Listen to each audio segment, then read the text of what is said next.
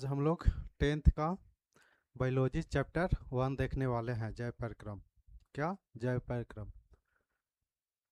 इस चैनल पर total 10th का यानी biology total chapter crash course के आधार पर पूरा कराया जाएगा। आप इस चैनल पर बने रहें और total NCERT basis question answer भी कराए जाएंगे। और जितना भी एनसीईआरटी इसको पीडीएफ नोट आप हमारे टेलीग्राम चैनल पर जाकर जुड़ जाइएगा, वहाँ पूरा आपको पीडीएफ मिल जाएगा। और आप इतना कर लीजिएगा तो आपको 95 प्लस आराम से 10th में बायोलॉजी से आ जाएगा। हालांकि 10th में साइंस में फिजिक्स केमिस्ट्री बायोलॉजी तीनों चैप्टर एक ही में आ जाता है। आगे चलकर 12th में ये चैप्टर अलग अलग डिवाइड हो, फिजिक्स अलग हो जाता है, केमिस्ट्री अलग हो जाता है और बायो अलग हो जाता है। तो हम लोग 10th के बायो आज देखने वाले हैं। चलिए स्टार्ट करते हैं। पहला चैप्टर जैव परिक्रम। क्या जैव परिक्रम। चलिए स्टार्ट करते हैं। जैव परिक्रम किसे कहते हैं?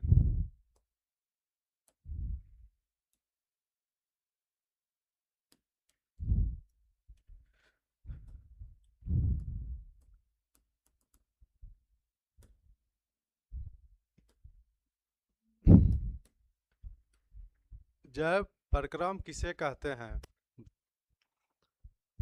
तो जैव परिक्रम वे सभी परिक्रम प्रोसेस जो सम्मिलित रूप से अनुरक्षण का कार्य करता है, जैव परिक्रम यानी लाइफ प्रोसेस कहते हैं। क्या लाइफ प्रोसेस, जिससे में आपको पोषण हो गया, श्वसन हो गया, वहन हो गया, उत्सर्जन हो गया इत्यादि। यानी पोषण, श्वसन, वहन, उत्सर्जन, पोषण, वहन, उत्सर्जन और श्वसन, रिस्पिरेशन। आप इसका क्या काम है? जिससे आप पोषण, मानव शरीर में पोषण की आवश्यकता होती है, श्वसन की आवश्यकता होती है, वहन की आवश्यकता होती है, और जो खाते हैं वो उत्सर्जन यानी उत्सर्जन का भी काम होता है। जैसे में आप पसीना चलता है आपका, तो वो भी एक तरह का उत्सर्जन ही है। जैसे मलमूत्र वो भी शरीर से बाहर निकलता है, तो उसको भी उत्सर्जन ही बोलते हैं। अर्थात जीवित शरीर में होने वाली जीवित शरीर में होने वाले सभी परिक्रम जो जीवन के लिए अनिवार्य है, जीवन के लिए अनिवार्य है, जैव परिक्रम कहलाता है। जैव परिक्रम कहलाता है। जैसे में वही पोषण, श्वसन, उत्सर्जन, वहन इत्यादि, ये जैव परिक्रम का उदाहरण है। तो जैव परिक्रम किसे कहते हैं? वे सभी परिक्रम जो सम्मिलित रूप से अनुरक्षण का कार्य करते हैं, जैव परिक्रम यानी लाइफ प्रोसेस कहलाता है। जिससे मतलब पोषण हो गया, श्वसन, वहन, उत्सर्जन आदि। अर्थात जीवित शरीर में जो होने वाली सभी परिक्रम जो जीवन के लिए अनिवार्य है, जीवन के लिए अनिवार्य है, जैव परिक्रम कहलाते हैं। जैसे पोषण हो गया, श्वसन, उत्सर्जन, वहन जैव परिक्रम का उदाहरण है। तो जैव परिक्रम किसे कहते हैं? तो वे सभी परिक्रम प्रोसेस जो सम्मिलित रूप से अनुरक्षण का कार्य करते हैं, जैव परिक्रम यानी लाइफ प्रोसेस कहलाता है। जैसे पोषण, श्वसन और वहन और उत्सर्जन। वहन और उत्सर्जन। जीवित शरीर में होने वाली वे सभी परिक्रम जो जीवन के लिए अनिवार्य है, जीवन के लिए अनिवार्य होते हैं, जैव परिक्रम कहलाते हैं। जैसे पोषण हो गया आपका, श्वसन हो गया, उत्सर्जन हो गया और वहन हो गया। वहन हो गया। ये सब जैव परिक्रम का उदाहरण है। तो जैव परिक्रम का उदाहरण है। तो आप इसका स्क्रीनशॉट भी ले सकते हैं। यहाँ से आप नोट्स यानी फेयर जिसको बोलते हैं, आप बना सकते हैं। तो चलिए आगे चलते हैं। सभी जीवों को भोजन की आवश्यकता होती है जीवित रहने के लिए। सभी जीवों को भोजन की आवश्यकता होती है जीवित रहने के लिए। सजीवों को अनेक मूलभूत गतिविधियां के कारण पड़ती है। इन गतिविधियों को हम जैव परिक्रम यानी पोषण, श्वसन, परिवहन, उत्सर्जन आदि कहते हैं। सभी सजीवों को भोजन की आवश्यकता होती है। क्या सभी सजीवों को भोजन की आवश्यकता होती है? जैसे में आप चावल दाल अनाज जो खाते हैं तो वो पोषण का भी कार्य करता है। उससे प्रोटीन बनता है हमारे शरीर में, जो मसल्स गेन ये सब करते हैं, और वृद्धि का भी काम करता है। तो वो पोषण का काम करता है। क्या तो सभी सजीवों को भोजन की आवश्यकता होती है। जीवन जीवित रहने के लिए सजीवों को अनेक मूलभूत गतिविधियां करनी पड़ती है। इन गतिविधियों को हम जैव प्रक्रम यानी पोषण श्वसन परिवहन उत्सर्जन आदि कहते हैं। जैव प्रक्रम को संपादित करने के लिए सजीवों को ऊर्जा की आवश्यकता होती है। जैव प्रक्रम को संपादित करने के लिए सजीवों की ऊर्जा की आवश्यकता होती है। तो आप ऊर्जा कहाँ से आप प्राप्त कर सकते हैं? ऊर्जा आप जब खाना खाते हैं, क्या खाना खाते हैं उससे प्रोटीन मिलता है। क्या प्रोटीन, बड़ी मात्रा में विटामिन, और ये सबसे क्या ऊर्जा हमको मिलता है। और भोजन से ही प्राप्त करते हैं हम लोग। ऊर्जा किससे प्राप्त करते हैं? तो भोजन से ही प्राप्त करते हैं। नहीं दिख रहा ना, कलर चेंज कर देते हैं।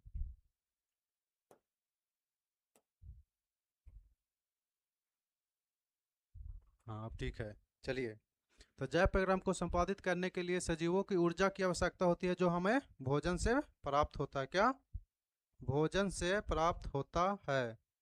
क्या ऊर्जा हमें भोजन से प्राप्त होता है? जैसे पोषण विधि देखिए आप, पोषण विधि वह विधि जिसमें जीव पोषण को तत्वों को ग्रहण करके उनका उपयोग करते हैं, वह पोषण कहलाता है। तो सभी सजीवों को भोजन की आवश्यकता होती है। जीवित रहने के लिए सजीवों को अनेक मूलभूत गतिविधियां करनी पड़ती है। इन गतिविधियों को हम जैव प्रक्रम कहते हैं।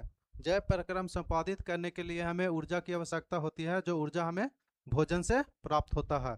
जब आप भोजन करते हैं उससे, जैसे मतलब प्रोटीन हो गया, विटामिन हो गया, आप भोजन करते हैं तो उससे हमारे ब्लड में घोल के सभी जगह सभी चीज़ को पूर्ति करते हैं। तो चलिए आगे चलते हैं। भोजन को अंतःग्रहण तथा शरीर के द्वारा उसकी वृद्धि, विकास व रख रखाव में उपयोग करने के लिए पोषण कहलाता है। उदाहरण के लिए मनुष्य पोषण के रूप में खाना यानी भोजन खाता है। भोजन के द्वारा मनुष्य को अपने शरीर की वृद्धि या अन्य क्रियाओं को संपन्न करने के लिए विभिन्न प्रकार के तत्व जैसे विटामिन हो गया, प्रोटीन हो गया, कार्बोहाइड्रेट हो गया इत्यादि प्राप्त होते हैं। क्या तो इत्यादि हमें प्राप्त होते हैं। तो भोजन को अत्यंत ग्रहण तथा शरीर के द्वारा उसे वृद्धि, विकास व रख रखाव में उपयोग करना पोषण कहलाता है।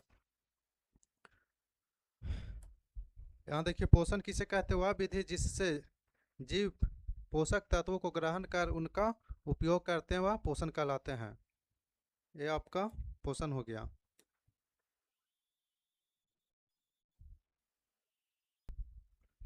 तो पोषण की वह विधि जिससे पोषण तत्व को ग्रहण कर उनका उपयोग करते हैं, वह पोषण कहलाते हैं।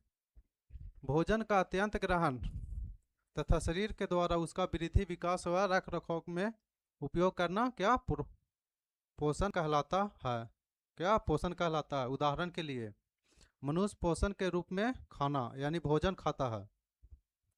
भोजन के द्वारा मनुष्य को अपने शरीर की वृद्धि और अन्य प्रक्रियाओं को संपन्न करने के लिए विभिन्न प्रकार के तत्व जैसे आपका विटामिन हो गया,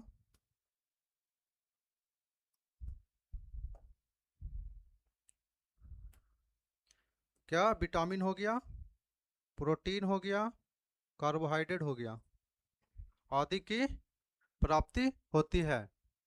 तो आप स्क्रीनशॉट लेते चलिएगा। चलिए आगे चलते हैं। पोषण की विधियाँ। पोषण की टोटल 2 विधियाँ होती है, स्व पोषण और पर पोषण। क्या पोषण की 2 विधियाँ होती है, स्व पोषण और पर पोषण। पोषण की 2 विधियाँ होती है, क्या स्व पोषण और पर पोषण। देखिए, ये हो गया स्व पोषण और ये हो गया पर पोषण। तो पोषण की विधियाँ कितनी है? 2 है। एक स्वपोषण एक परपोषण। तो पोषण की कितनी विधियां हैं? तो पोषण की दो विधियां हैं, एक स्वपोषण और एक परपोषण। पहला स्वपोषण हो गया, दूसरा परपोषण हो गया। तो पोषण की कितनी विधियां हैं? पोषण की दो विधियां हैं, पहला स्वपोषण, दूसरा परपोषण। चलिए एक एक करके हम लोग आगे समझते हैं।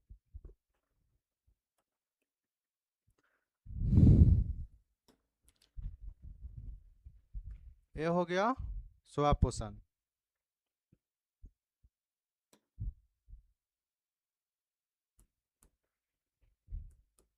स्वपोषण, एक मिनट रुकिएगा।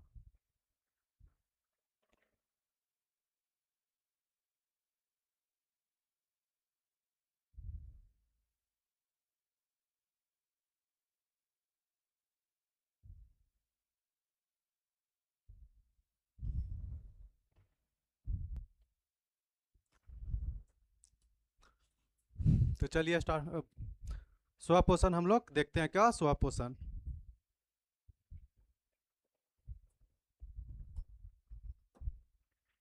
पोषण की वह विधि, दिख रहा? नहीं दिख रहा।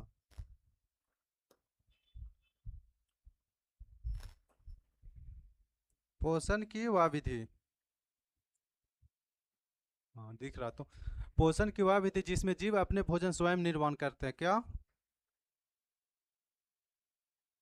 पोषण की वह विधि जिसमें अपना भोजन स्वयं निर्माण करते हैं वह स्वपोषी कहलाते हैं। पोषण की वह विधि जिसमें अपना भोजन स्वयं निर्माण कराते हैं स्वपोषी कहलाते हैं।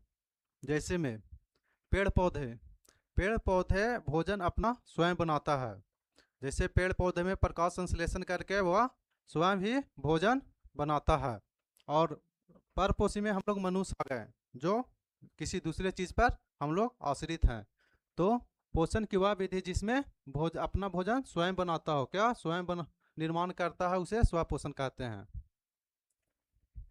तो पोषण की वह विधि जिसमें जीव अपना भोजन स्वयं निर्माण करता है उसे स्वपोषण कहते हैं, क्या स्वपोषण। पोषण की वह प्रक्रिया जिसमें जीव अपने भोजन के लिए अन्य जीवों पर निर्भर न रहकर, क्या अन्य जीवों पर निर्भर न रहकर, क्या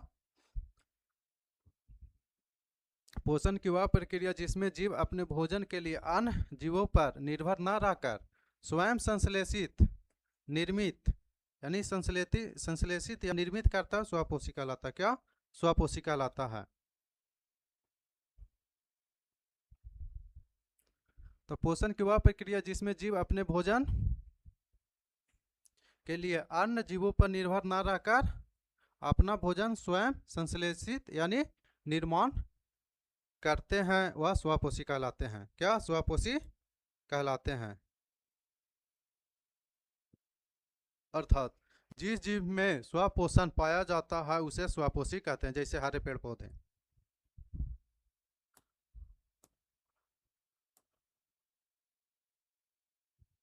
इसका एग्जाम्पल हरे पेड़ पौधे।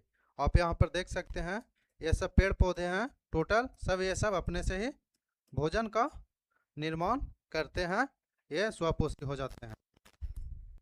तो स्वपोषी पोषण की वह विधि जिसमें जीव अपने भोजन स्वयं बनाते हैं वह स्वपोषी कहलाते हैं। तो पोषण की वह विधि जो अपना भोजन स्वयं बनाते हैं उसे स्वपोषी कहते हैं। पोषण की वह प्रक्रिया जिसमें जीव अपने भोजन के लिए अन्य जीवों पर निर्भर न रहकर अपना भोजन स्वयं संश्लेषित या निर्माण करते हैं वह स्वपोषी कहलाता है। अर्थात जिस जीव में स्वपोषण पाया जाता है उसे स्वपोषी कह लेते हैं। एग्जाम्पल में इसका हरे पेड़ पौधे हो जाएगा। हरे पेड़ पौधे स्वपोषी होते हैं। जैसे आम का पेड़ हो गया, नीम का पेड़ हो गया, जैसे धान आप देखते हैं, धान हो गया, गेहूं हो गया, सब मक्का, ये सब स्वपोषी में आते हैं। चलिए परपोषी हम लोग देखते हैं, क्या परपोषी। दूसरा हम लोग परपोषी देखते हैं।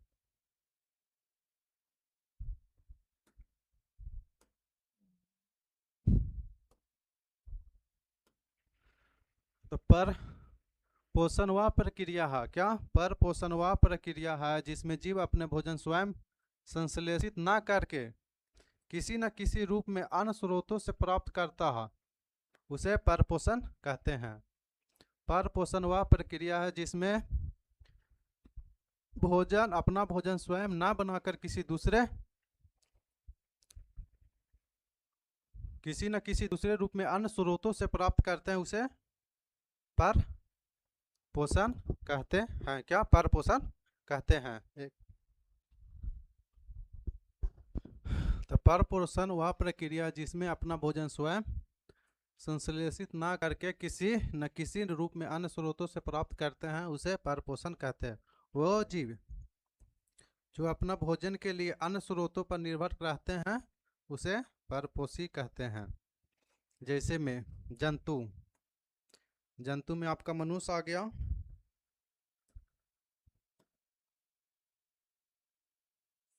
मनुष्य, शेर, गाय, गधा, घोड़ा, हाथी, बिल्ली, ये सब परपोषी हैं।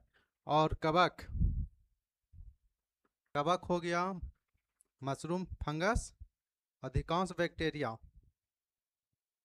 अमीबा इत्यादि, ये सब परपोषी में आते हैं। क्या परपोषी में आते हैं।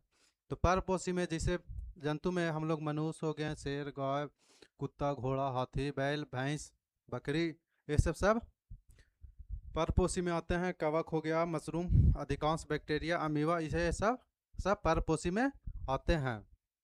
तो परपोषी वह प्रक्रिया है जिसमें जीव अपना भोजन स्वयं संश्लेषित ना करके किसी न किसी रूप में अन्य स्रोतों से प्राप्त करते हुए परपोषण कहलाता है। वह जीव जो अपना भोजन के लिए अन्य स्रोतों पर निर्भर रहते हैं, उसे परपोषी कहलाते हैं। जैसे में मनुष्य, शेर, गाय, कवक, बैक्टीरिया और अमीबा इत्यादि आते हैं। तो चलिए हम लोग आगे चलते हैं। क्या आगे चलते हैं। पोषण के प्रकार। पोषण 3 प्रकार के होते हैं। क्या पोषण 3 प्रकार के होते हैं। देखिए यहाँ पे, पहला मृत जीवी पोषण, दूसरा परजीवी पोषण और तीसरा प्राणी सम पोषण। तो पोषण कितने प्रकार के होते हैं। तो पोषण 3 प्रकार के होते हैं।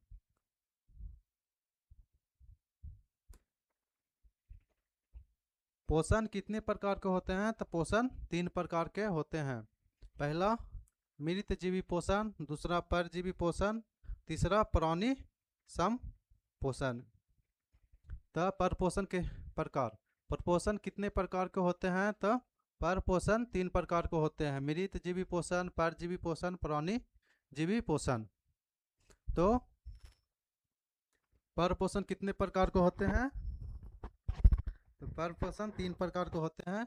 मृत जीवी पोषण, परजीवी पोषण और प्राणी सम पोषण। चलिए आगे हम लोग एक एक करके देखते हैं। चलिए पहला देखते हैं मृत जीवी पोषण।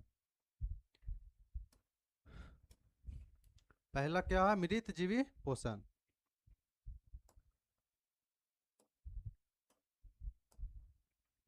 तो पोषण की वह विधि है जिसमें जीव अपना भोजन के लिए मृत जंतुओं और पौधे के शरीर से अपना शरीर की सतह से घुलित कार्बनिक पदार्थ, क्या कार्बनिक पदार्थों के रूप में अवशोषित करते हैं, मृत जीवी पोषण कहलाते हैं। तो पोषण की वह विधि जिसमें जीव अपने भोजन के लिए मृत जंतुओं और पौधे के शरीर से अन्य शरीर के सतह से घुलित कार्बनिक पदार्थों के रूप में अवशोषित करते हैं, वह मृत जीवी पोषण कहलाते हैं। जैसे आपका कवक हो गया,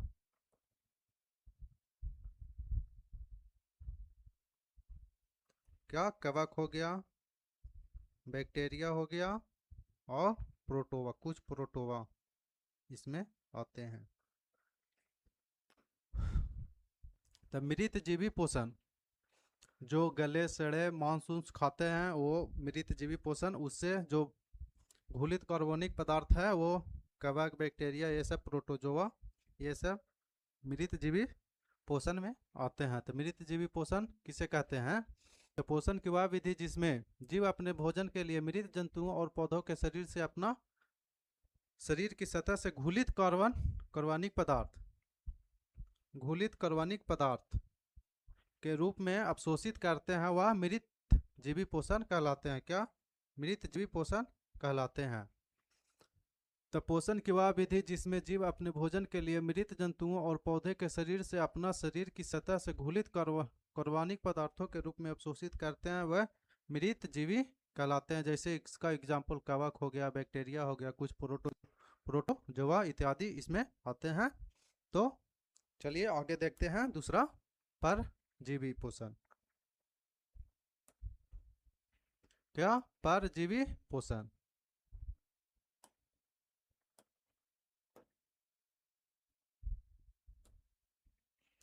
दूसरा क्या है? परजीवी पोषण।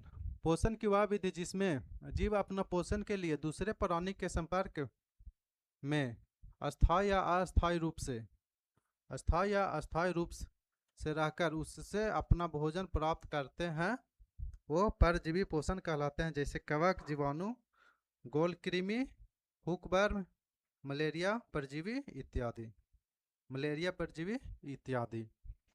तो परजीवी पोषण में वह सब आते हैं। जैसे पोषण की वह विधि जिसमें जीव अपना पोषण के लिए दूसरे प्राणी के संपर्क में अस्थायी या अस्थायी रूप से रहकर उसे अपना भोजन प्राप्त करते हुए परजीवी पोषण कहलाते हैं। क्या? परजीवी पोषण कहलाते हैं। जैसे में आपका कवक हो गया, ये कवक हो गया, जीवाणु हो गया, गोलकृमि हो गया, हुकवर्म हो गया, मलेरिया परजीवी ये परजीवी एक दूसरे पर आश्रित होते हैं। तो परजीवी पोषण की वह विधि जिसमें जीव अपने पोषण के लिए दूसरे प्राणी के संपर्क में स्थायी या अस्थायी रूप से रहकर उससे अपना भोजन प्राप्त करता है, उसे परजीवी पोषण कहते हैं। इसका एग्जाम्पल में आ जाएगा कवक, जीवाणु, गोलकृमि, हुकवर्म, मलेरिया परजीवी इत्यादि आते हैं। चलिए तीसरा देखते हैं, प्राणी संपोषण। क्या? प्राणी संपोषण। तो वैसा पोषण जिसमें प्राणी अपना भोजन ठोस या तरल के रूप में जंतुओं के भोजन ग्रहण करने की विधि द्वारा ग्रहण करता हुआ प्राणी संपोषण कहलाता है। जैसे अमीबा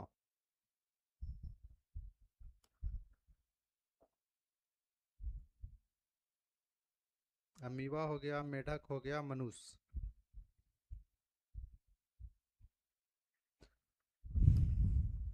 तो ऐसा पोषण जिसमें प्राणी अपना भोजन ठोस या तरल के रूप में जंतुओं के भोजन ग्रहण करने की विधि द्वारा ग्रहण करते हुए प्राणी संपोषण कहलाते हैं। क्या? प्राणी संपोषण कहलाते हैं। प्राणी संपोषण कहलाते हैं।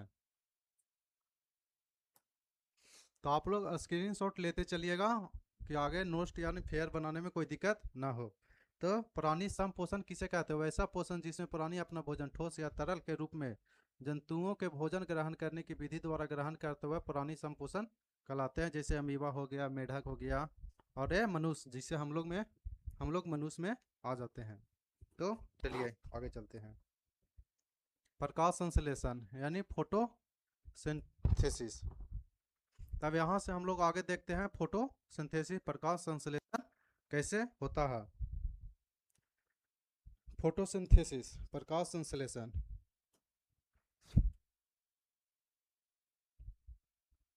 क्या है? प्रकाश संश्लेषण यानी फोटोसिंथेसिस क्या है?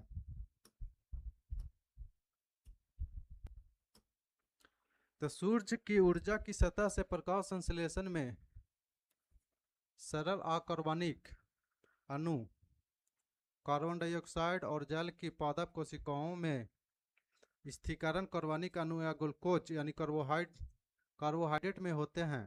जैसे पेड़ पौधे द्वारा सूर्य के प्रकाश की उपस्थिति में अपना भोजन निर्माण करने की प्रक्रिया को प्रकाश संश्लेषण कहते हैं। क्या?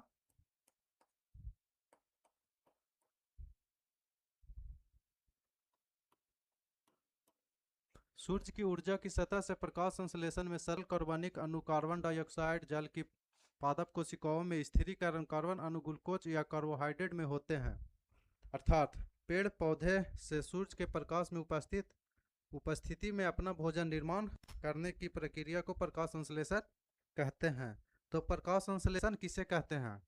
तो प्रकाश संश्लेषण पेड़ पौधे अपने सूर्य के प्रकाश में भोजन बनाने की प्रक्रिया को प्रकाश संश्लेषण कहते हैं। क्या? प्रकाश संश्लेषण। तो पेड़ पौधे द्वारा सूर्य के प्रकाश में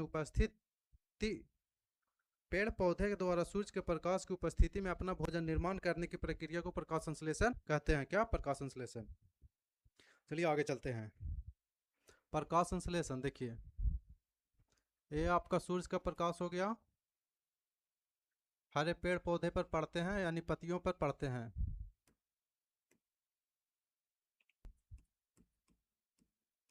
पत्तियों में पड़ते हैं, पत्तियों में क्लोरोफिल पाया जाता है। क्या?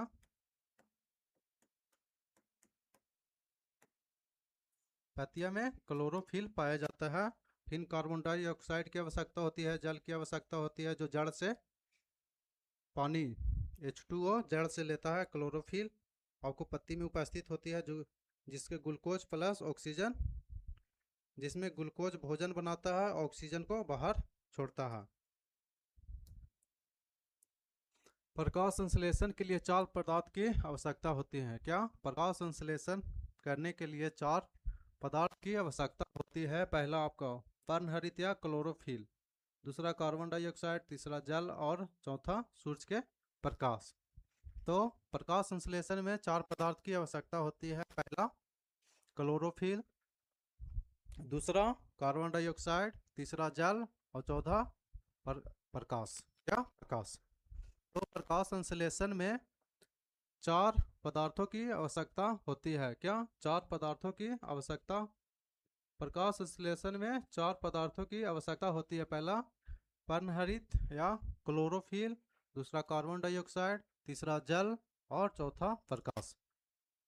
तो प्रकाश संश्लेषण में कितनी चीज़ों की आवश्यकता होती है? तो प्रकाश संश्लेषण में 4 चीज़ों की आवश्यकता होती है। क्लोरोफिल हो गया, कार्बन डाइऑक्साइड, जल और प्रकाश। क्या? प्रकाश। तो चलिए हम लोग एक एक करके आगे देखते हैं। पर्णहरित या क्लोरोफिल।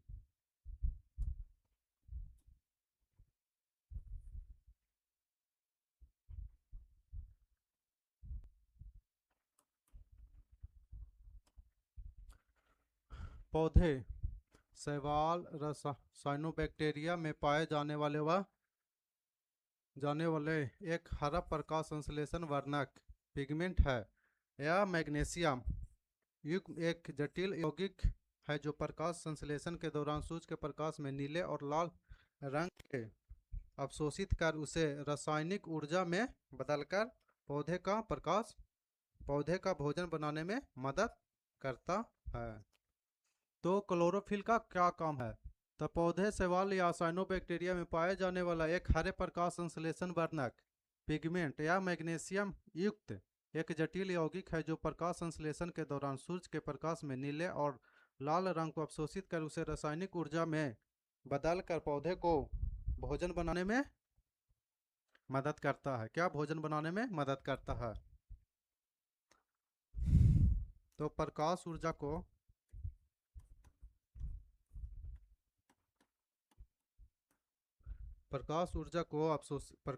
को या रासायनिक ऊर्जा में बदलता है। क्या?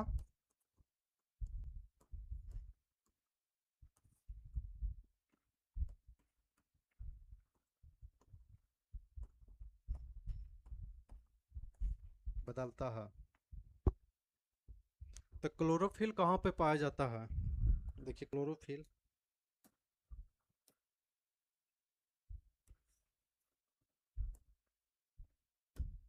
ये आपका क्लोरोफिल है।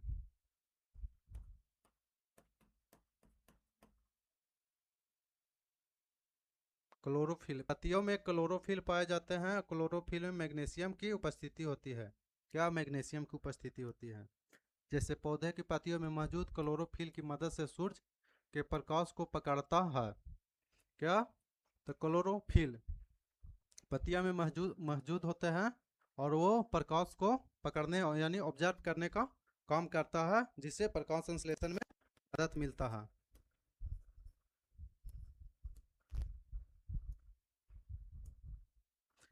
तो क्लोरोफिल पौधे, शैवाल और साइनोबैक्टीरिया में पाए जाने वाली एक हरा प्रकाश संश्लेषण वर्णक पिगमेंट है। यह मैग्नीशियम युक्त एक जटिल यौगिक है। क्या? मैग्नीशियम युक्त एक जटिल यौगिक है जो प्रकाश संश्लेषण के दौरान सूर्य के प्रकाश नीले और लाल रंग को अवशोषित कर उसे रासायनिक ऊर्जा में बदलकर पौधे को भोजन बनाने में मदद करता है। तो क्वेश्चन एक पूछ सकता है कि सबसे ज्यादा किस कलर में प्रकाश संश्लेषण होता है? क्या? सबसे ज्यादा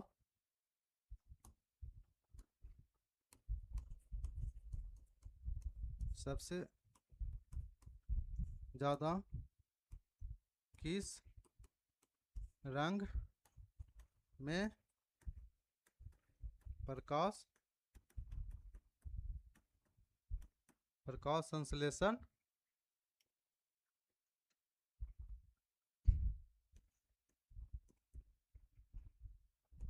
होता है? तो ये आपका लाल हो जाएगा।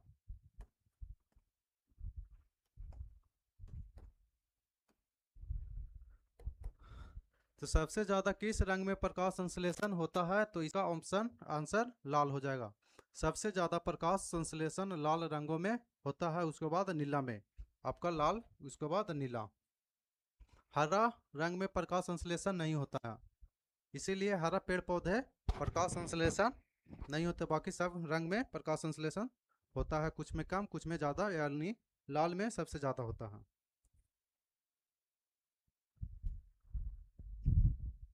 चलिए आगे देखते हैं कार्बन डाइऑक्साइड। दूसरा कार्बन डाइऑक्साइड। पौधे वायुमंडल से स्टोमेटा पत्तियों के छोटे छिद्र यानी स्टोमेटा से के माध्यम से CO2 ग्रहण करते हैं। देखिए यहाँ इसके अंदर एक छिद्र होता है जिसको स्टोमेटा कहते हैं।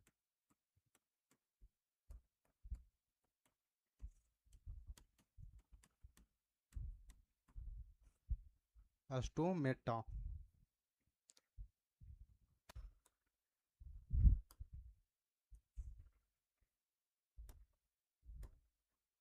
तो पौधे वायुमंडल से स्टोमेटा पत्तियों के छोटे छिद्र के माध्यम से CO2 यानी कार्बन डाइऑक्साइड ग्रहण करता है।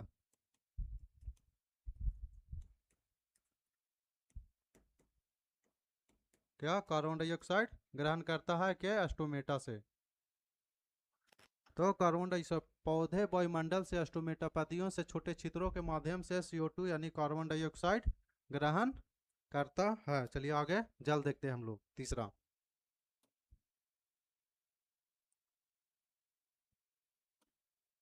तो पौधे के जड़ों से पानी H2O लेते हैं। क्या? पौधे के जड़ से, यानी ये पेड़ हो गया,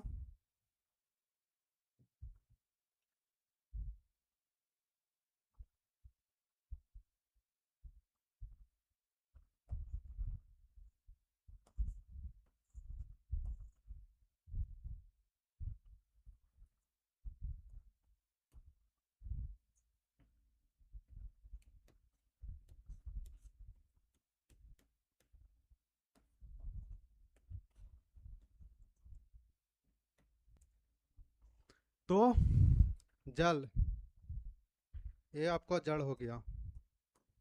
जड़ों से पानी H2O लेते हैं। प्रकाश संश्लेषण में पानी कहाँ से लेते हैं? तो जड़ों से। पानी आपको फ्लोएम, तो जाइलम द्वारा,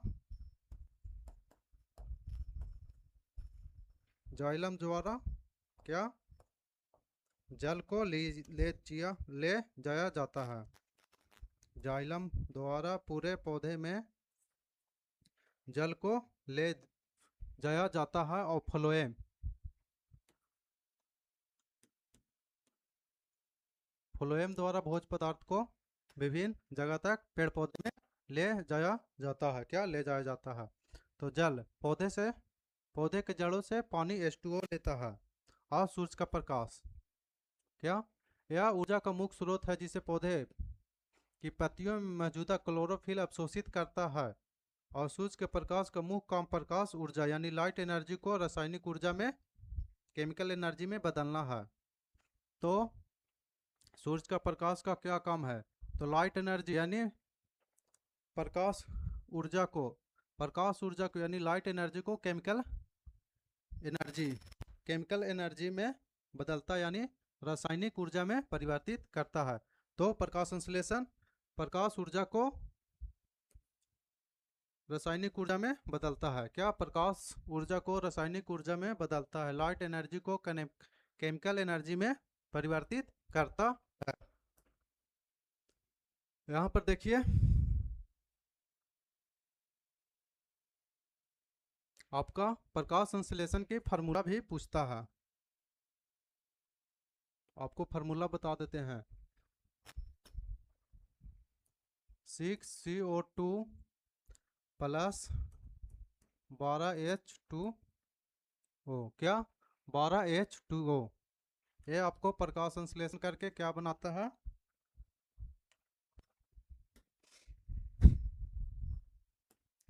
C6H12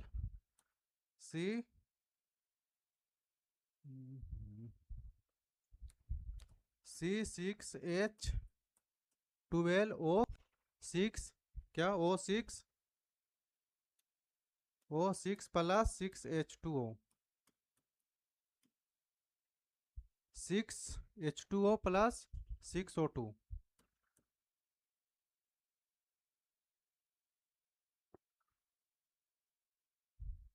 तो C6CO2 प्लस 12H2O को प्रकाश संश्लेषण कर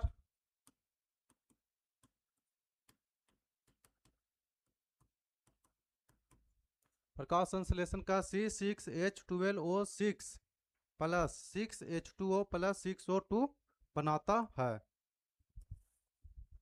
ये फार्मूला नाम याद कर लीजिएगा, VVI है। C6CO2 प्लस 12H2O प्रकाश संश्लेषण करके ये 6H12O6 plus 6H2O plus 6O2 बनाता है। तो पौधे में पत्तियों में मौजूद क्लोरोफिल की मदद से सूरज की प्रकाश को पकड़ने में मदद करता है। हवा से कार्बन डाइऑक्साइड CO2 लेता है, जड़ से पानी लेता है, फिर इस सब की मदद से अपना भोजन ग्लूकोज बनाता है और ऑक्सीजन को बाहर छोड़ता है। तो देखिए यहाँ पे ये ग्लूकोज बनाता है, फूड ग्लूकोज यानी फूड। ये क्लोरोफिल हो गया, जड़ से क्या पानी लेता है H2O और ऑक्सीजन बाहर छोड़ता है।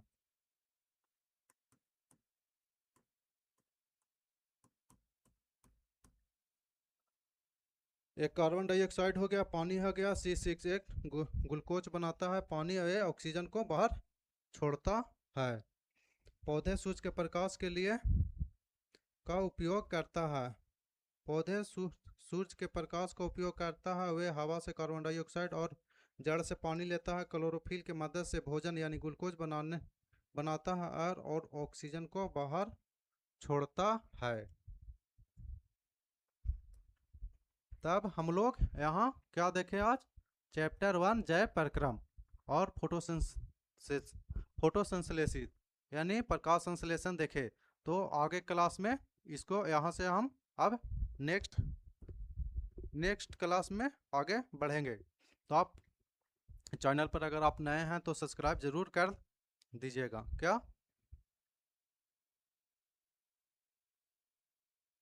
चैनल पे नए हैं तो सब्सक्राइब कर दीजिएगा और आप इसका PDF आपको टेलीग्राम चैनल पर मिल जाएगा। आप बायो में लिंक दिया होगा, आप टेलीग्राम चैनल पे जाकर विजिट कर लीजिएगा। वहाँ सारा PDF या इन्फॉर्मेशन वहाँ टेलीग्राम चैनल पर आपको मिल जाएगा।